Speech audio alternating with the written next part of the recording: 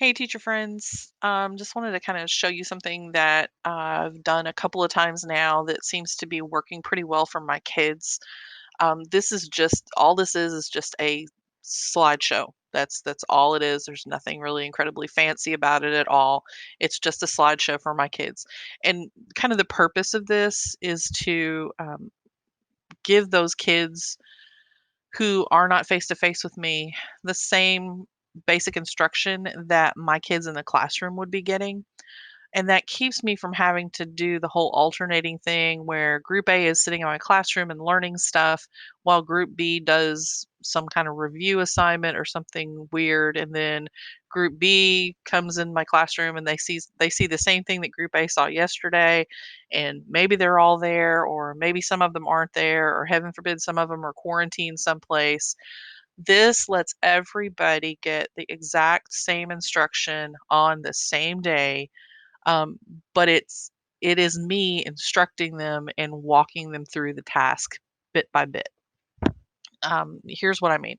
This is line pairs and transversals. Obviously, everything that I'm creating right now for students is math. So if you're not a math person, I apologize, but this does transfer to anything else that you're doing. We start off with a review of the types of angle pairs that we've already talked about, as well as a little assignment for them to do, sort of just as a little bit of a review. And what we have here, this right here is the video of me explaining all of these slides, talking them through all of these slides, talking them through the review, and telling them what to do on this slide right here. So they watch the video, then they do this slide. There's not any click here to get the video, click here to get the slides, go through the slides, figure out which slide it is you're supposed to do. It's all contained in one spot. So once they've done that slide, then they'll move on. And these are all slides that I explain in this video right here. Just a little something about this. This is the corresponding angles slide, and they also have a little activity on this slide that they can do, as well as these other ones right here. Corresponding angles, like angle 1 is corresponding to angle 5, and angle 4 is corresponding to angle 8, and so on and so forth.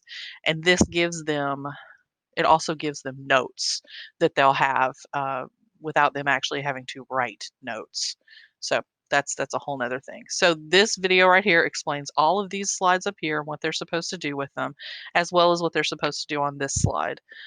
This is your classic card sort. These are definitions of the different types of angles, and then this is where you put the pictures. This is where you put the name. So they're going to do the card sort here. So that's another way for me to check to see, do they understand what each one of these things actually is.